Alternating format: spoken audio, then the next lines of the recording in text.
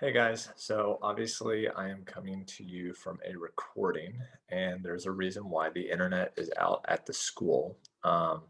Because of me running an Airbnb out of my house and some internet issues I sometimes have in the house, I feel like it's going to be better for me to record a lecture for you, and then you watch this, be able to get the information through this way today. And if you have questions, then you can message me on my Instagram account, which is Murray_history. So I'm going to kind of explain the rules. Then we will go through the notes. And then we will actually even work on the classwork together. If you have questions, again, you can message me at Murray_history.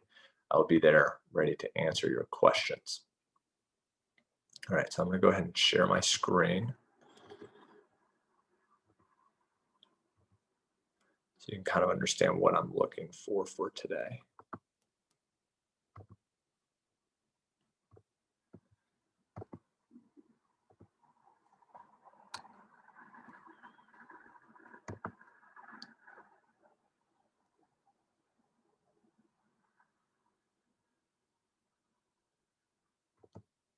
All right, so the first thing that you're going to want to do is you're going to want to go get the note outline number 9 from Google Classroom.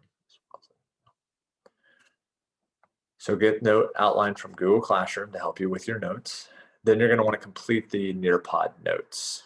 So you're going to click on the Nearpod that is attached, and you are going to go through the Nearpod. You're going to do the warm-up. You're going to do all the questions that go through the Nearpod as well. As you're doing that, what I would do is I would pause this video right now, get the Nearpod set up, and then once you are ready, you can just listen to this lecture as I go through the notes. The notes are pretty detailed though, so there's not too much I'm going to be adding to the notes, but it might just help you get better historical context for some of the stuff that I'm talking about. So again, for you to be counted present today, you have to complete the Nearpod questions. There are several questions throughout the entire thing. You have to complete all of them. If you don't, you will be counted absent. If you just do the first 2, you'll be counted absent. You have to go through the entire Nearpod. And then finally, you have your DBQ due tomorrow. I'm going to go through it with you at the end of this PowerPoint. Okay, so it's going to be a normal class for the most part, except that I'm having to pre-record everything for it. So you're going to do the warm-up right now. So go ahead and do the warm-up on the Nearpod, and then go through to where you'll find Today in History. I'm going to give you the Today in History now. Today's date is December 15th. The year we're going to talk about is 2011. On December 15th, 2011, I spelled Iraq wrong. Man, I'm just really screwing up, but you know what? Can't fix it now. Let's just keep going. The war in Iraq ended. The war in Iraq ended. Period. Next sentence. This is a 3-sentence Today in History. The war began 8 years earlier. The war began 8 years earlier. Period. Last sentence. Because of ISIS, the U.S. would be back in the region in 2014. Because of ISIS, the U.S. would be back in the region in 2014. So on December 15th, 2001, the war in Iraq began. Iraq doesn't have the second I in it. Yeah, I bet. The war began 8 years earlier. Due to ISIS, the U.S. would be back in 2014. Right? So the war in Iraq is not the war because of 9/11. 9/11's war was the war in Afghanistan. That's because we're trying to go after Al-Qaeda. We take down their government called the Taliban. The war in Iraq is a series of preemptive attacks that the United States did. Preemptive means that we were not hit yet, but we are going to hit them first so that they don't hit us. We feel like they're going to hit us, so we hit them first. The leader of Iraq was a leader named Saddam Hussein, who was a dictator and all around bad guy. Like, regardless of how you feel about the war in Iraq, he was a pretty ruthless dictator, killed hundreds of thousands of people. Bad guy. Now, the question became in 2003 is, did Saddam Hussein, was he trying to collect materials to make nuclear weapons to then give them to terrorists? The US thought that they were. There was not a lot of credible information that they were, and it's been seen now that they were not actually doing that. But at the time, in 2003, the US said that they were. And so we went to war. We toppled Saddam Hussein. He was put on trial and killed. And then we established a new government. That new government never really took root. Some of it has to do with democracy not really taking root in the region. Some of it has to do with the fact that the country is very divided. Iraq is a very divided country. And so after 8 years, we decided to leave. It was a big presidential promise by President Obama in the 2008 presidential election. And then after he left, there was a power vacuum, meaning that there was a lot of people that wanted to take control.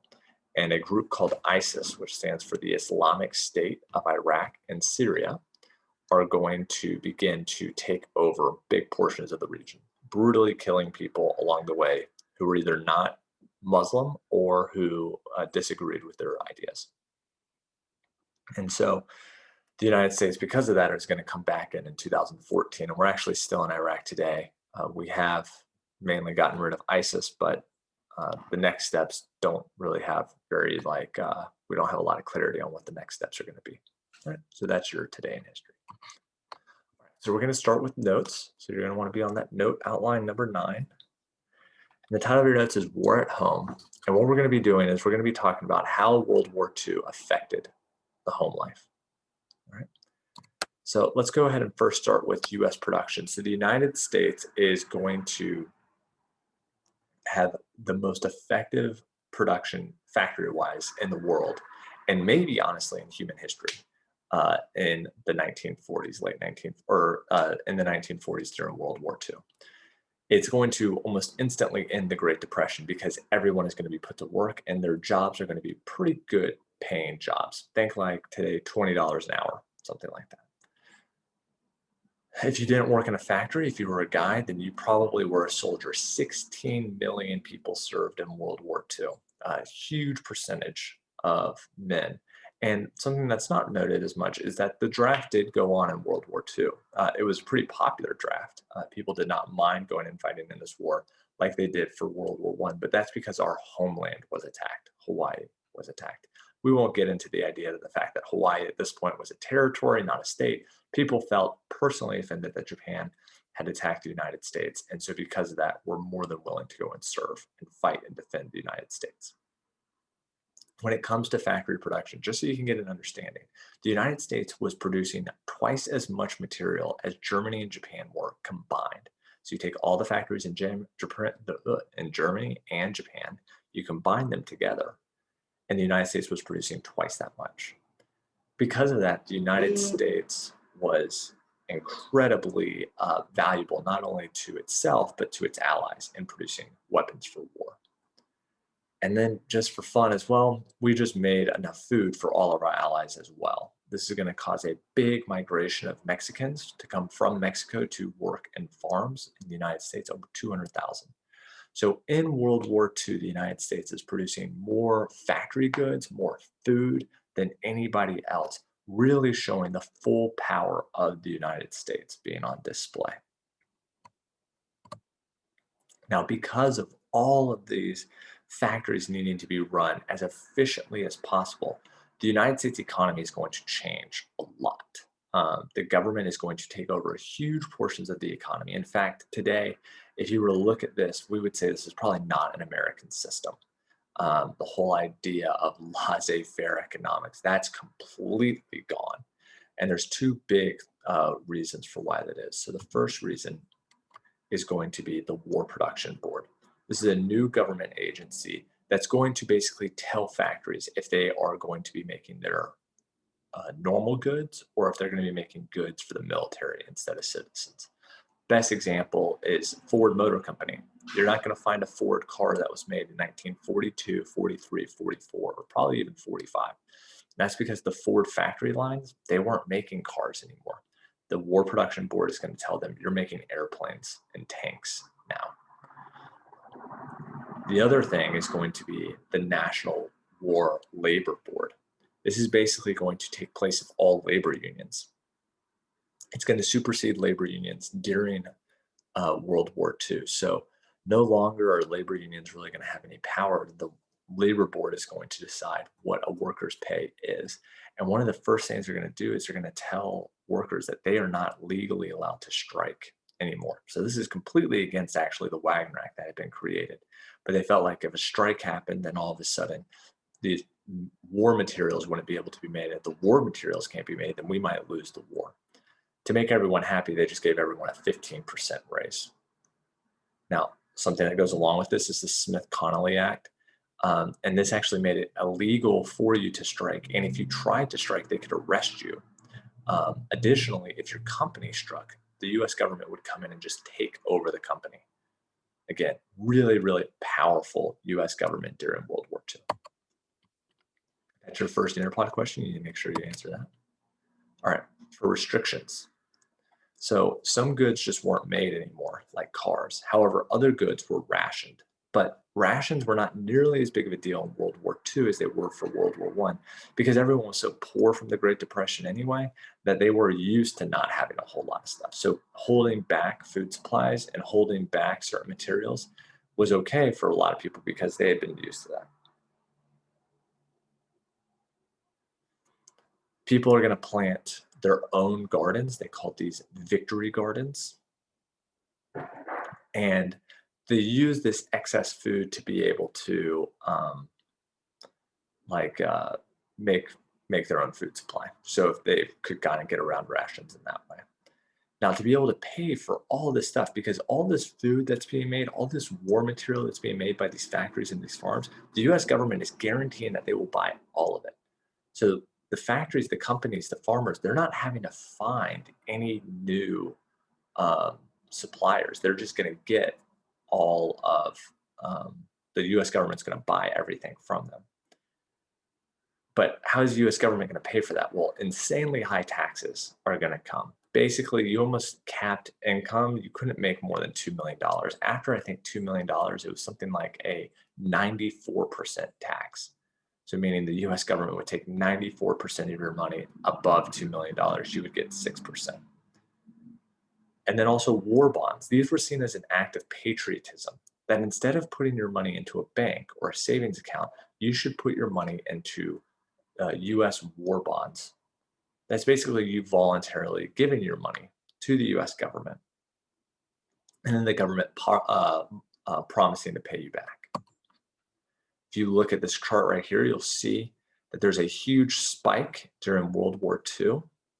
And then this huge spike right here is this first huge spike is during World War I. The second huge spike is during World War II. And you'll notice that this doesn't really go down for a long period of time. There's a lot of debate about why that is. You know, some people think we were in a lot of wars, honestly, during the Cold War. We were building nuclear weapons.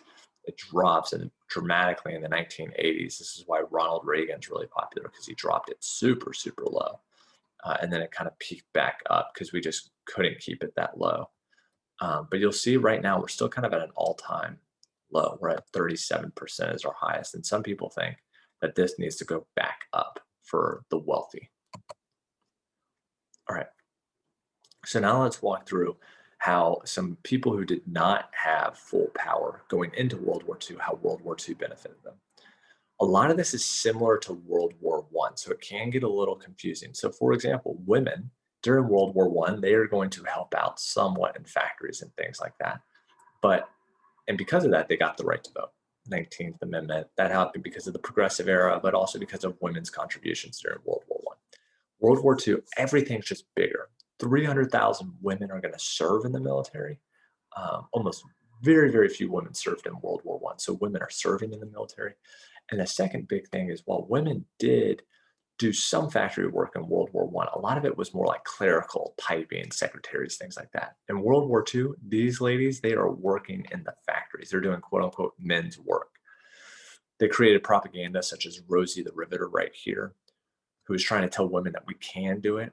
And honestly, like, women are going to love this. A lot of them are going to want to have this desire to work after the war is over. And that's one of the things that leads to this big feminist movement in the 1960s, that women are going to want to break apart gender norms because they are going to want to work. And so you can just see this evolution of women. Progressive Era kind of starts it with journalists like Ida Tarbell, and then you have Jane Addams. The temperance movement kind of comes to full fruition because of women. Then you're going to have women's right to vote. All of a sudden, electricity, that's going to lead to women having more free time, leads to the flappers. And now World War II, you have this fully evolved woman working in a factory, breaking apart gender norms. You have a question right there. Now, for Black people during World War II, a lot of the same thing is going on.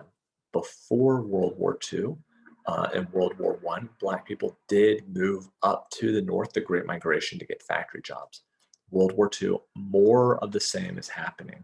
700,000 men are going to serve in World War II. This is a much bigger number than in World War I. If you remember, the draft was kind of racist. Now, these men that served, they are still going to be segregated, and most of them are going to have to work in construction jobs. Only 2 divisions are going to allow for Black people to actually fight. One of those is a very famous division called the Tuskegee Airmen. Outside of the military, Black men are going to get a ton of opportunities for jobs. I shouldn't say just Black men and women are going to get a ton of opportunities for jobs due to the Fair Employment Act, which we've already talked about. And this is going to lead to a lot more political involvement. As men are, or as Black families are moving up to the North, the NAACP is going to grow a lot. And there's going to be this thing created called CORE, which is going to combat segregation. A lot of people start to think that World War II is really the start of the civil rights movement.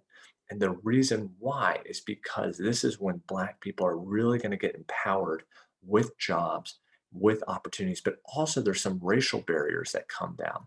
World War II forced people to be around people that they weren't used to being around. So you did have some integration happening where Black people and white people were interacting in war, but more importantly, you had Southern white people interacting with different minded types of white people, maybe in the North, that broke down some of their racist thought. Overall, Black people were aware that this was a great opportunity for them to gain more equality. And so because of that, they came up with this idea called the Double V campaign, which is to not just defeat Germany and Japan, but also defeat racism and their actions. And so even though Black people were still persecuted during World War II, the patriotism of the Black community was pretty high because they wanted to make sure that they were utilizing this opportunity to end racism. You have another question? Now, for other minorities, I'm going to mainly be talking about Mexican Americans, but I should note that Native Americans did serve in the war as well. One Native American tribe in particular, the Navajo, are going to use their own native language, Navajo, as a code to be able to speak to different units. See, the radio was commonly used in war at this point, but the enemy could listen to radio signaling. So we needed to come up with a code to speak in that the enemy couldn't understand. Navajo kind of became that code, but to speak Navajo, you also needed to understand it. So a lot of our radio people were Navajo Native Americans. And so because of that, they were not segregated as well. Mexican Americans who also fought in the war were also not segregated. And this kind of shows that the racism that Black people were facing during World War II was a different type of racism than others.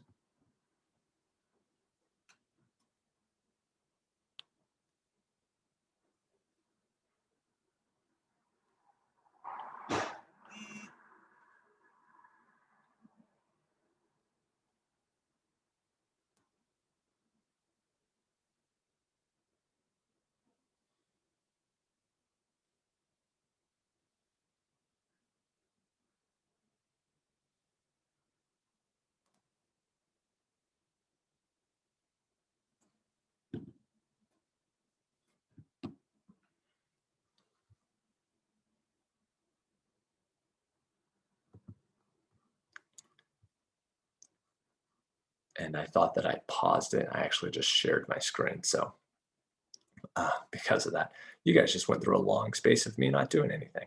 Oh, so Native American or Mexican Americans are going to have a lot of tension from Southern California. And the reason why is because you had these big groups of Mexicans moving up for farming jobs, and there was a lot of resistance from white people in those Mexicans working these farming jobs. An example of that is going to be a violent clash called the Zoot Suit Riots. This is where Hispanics are going to be beaten by white people. And it's going to cause for Zoot Suits to be banned. You would think like they would actually try to solve maybe some of the societal problems that led to the Zoot Suit Riots, but basically they decided that this suit, which was worn predominantly by young Hispanic men at the time, would just be banned. It didn't really solve any of the actual racism. Okay. Now, for propaganda during World War II, propaganda was handled very differently in World War II than World War I. If you remember, propaganda in World War I was done by the government, and it was incredibly heavy-handed, so much so that it actually caused for people to hate immigrants coming to the country. The propaganda during World War II was not quite as direct, at least from the US government. And in fact, most of the intense propaganda was done by Hollywood. And this was really done in a way to show that this was a war of democracy versus other ideas. And that rang a lot more true, I feel like, in World War II than in World War I. You have these authoritarian leaders, these dictators, going up against democratic nations. Although we must always remember that the USSR is going to be on the American Allied side, and they were also run by a dictator. So there is still some hypocritical ideas there. And so just some examples of the Hollywood like the propaganda put on, you can still go look this up, would be like Donald Duck is used as a prop of making fun of Hitler. We have one more question. Finally, probably the group that was a minority that did not get any type of benefit from World War II were Asian Americans, specifically Japanese Americans. Japanese Americans were American people. What I mean by that is they were citizens. They did not live in Japan. They lived in the United States. They had been granted citizenship in the United States. A lot of them were born in the United States. Their grandparents or their great-grandparents had come to the United States. But after Pearl Harbor, intense racism was faced by Japanese Americans, so much so that Franklin Roosevelt is going to issue something called Executive Order 9066. And this is going to place all Japanese Americans into isolated desert camps called internment camps. Most of these guys are going to lose their homes and their businesses. Like, they were picked up and taken. And so other people are going to move into their houses and their business afterwards. And what's insane is that even though the 14th Amendment says that people need to be held equal to the law, there is a court case, Korematsu versus the United States, where the Supreme Court is going to uphold the constitutionality of this internment camp, which is a really, really bad look for the Supreme Court. And so overall, this is one of the most lasting legacies of the United States during this time, is this racist action that they did against Japanese Americans. They said that they were doing this for Japanese American safety. They were afraid that people were going to hurt them through racial actions, but really it was more because the skepticism that they had towards Japanese Americans themselves.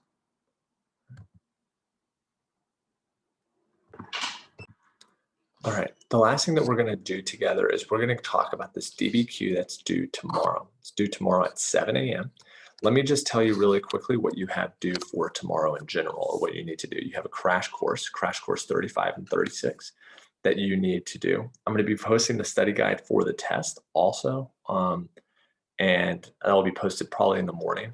If I'm really good today, I'll be able to post it this afternoon. And then you will also need to make sure that this DBQ is turned in. So I promised you guys that I would go through it with you, and so I am going to go through a lot of the DBQ with you right now. Now, if you did not join my session, you will not get if you did not join my earlier sessions, especially yesterday, you will not get all of this information. But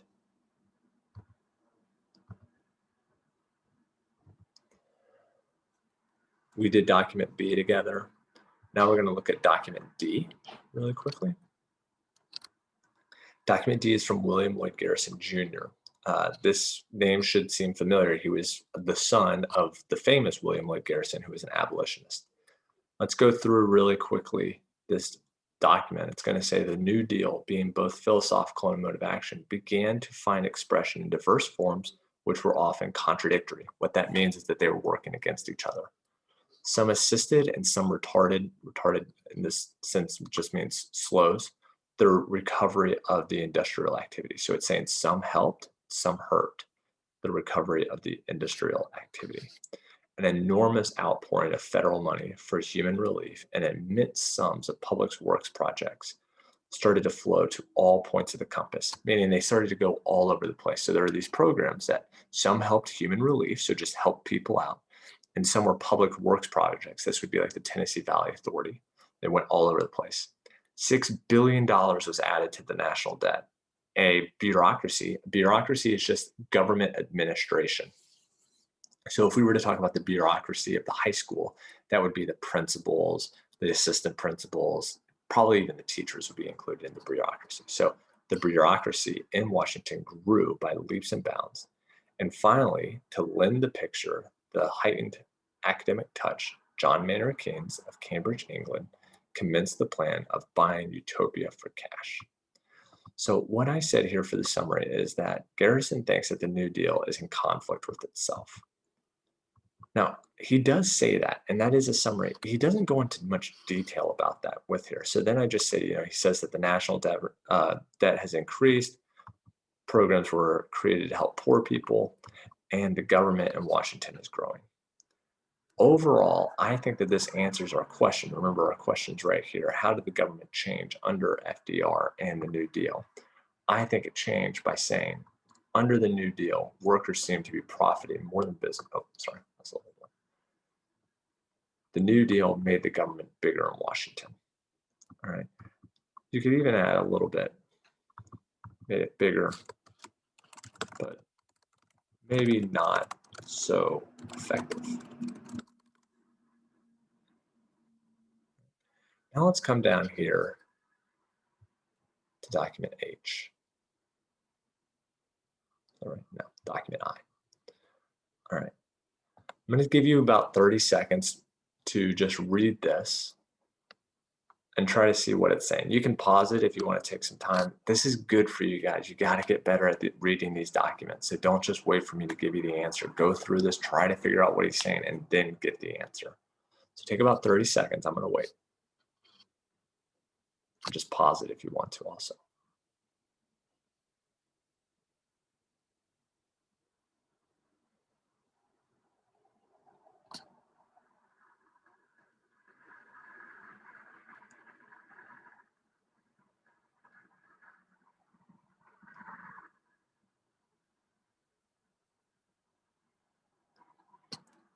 Okay, now if you're not done, just pause it, read it, try to figure out what it's saying, but I'm going to go through this document. So overall, the Roosevelt record is a record on race. That's what this document is about.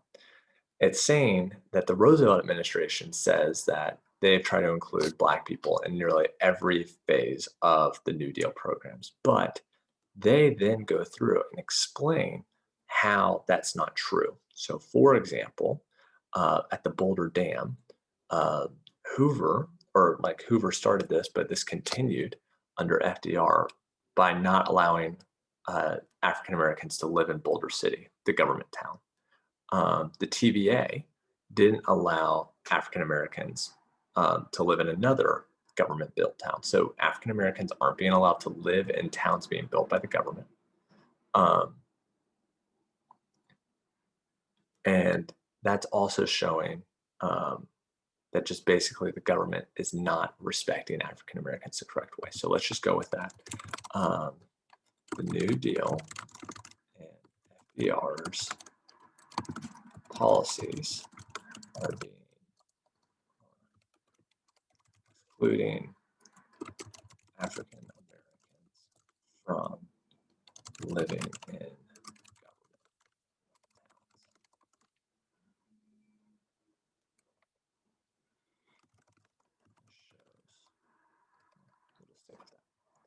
Now, how does this answer the prompt? Right, again, the prompt is, How did the government change under FDR and the New Deal? You can also explain how it did not change. I'm going to use this as it did not change because the government before FDR was racist and the government after FDR is still being racist, or FDR himself, or FDR's government still being racist. So the government did not change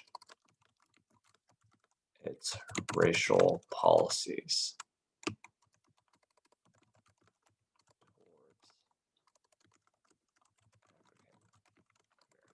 So this is a counterclaim. It did not change. Okay. I finally had you do document J. Went through with some of you guys on this last class, some of you did not. But here is document J, right here, this chart. What I'm showing is that unemployment increased, decreased, and then increased again. And what I said is the New Deal did help drop the unemployment rate a little bit, but not a ton. The real event that got unemployment lower was World War II. So how did the government change? Honestly, this should go right here, let's say. That's a little bit more like analysis. So how does the government change under this? Government is going to not use laissez-faire economics. Remember, they're using the New Deal now. Remember, before here, this is all laissez-faire economics. Let the economy do whatever it wants. Here, they're trying to actually employ people a lot. And that's going to definitely continue in World War II. We just talked about how many people they employed in all these factories. So they're going to continue to employ people. The government began to employ. Okay. So if you've watched this at this point, you have 1, 2, 3, 4. You have all 4. Now, the only part that you're going to have to do on your own is you're going to have to create a thesis. Go through each of the documents and explain, or write a thesis statement that writes, the opening, it should be, this is a statement. So FDR and the New Deal changed the government by, and again, you can add a counterclaim, also saying, blank, but they did not change, and this can be multiple reasons, it can be a single reason, but that's what I want from you guys. Okay, that's due by 7 a.m. tomorrow. All right. Now, again, I'm sorry about this. This is not how I planned on doing class today, but if anything we've learned in 2020 is that we have to adapt and evolve. So hopefully you guys are still able to get the notes. Hopefully you're able to complete this classwork. Let me know if you run into problems. Make sure to answer all the Nearpod questions. I will be active. It's just that my internet at my house is not good enough to host a full Zoom meeting. All right. Let me know if you guys need anything. Murray _history at IG.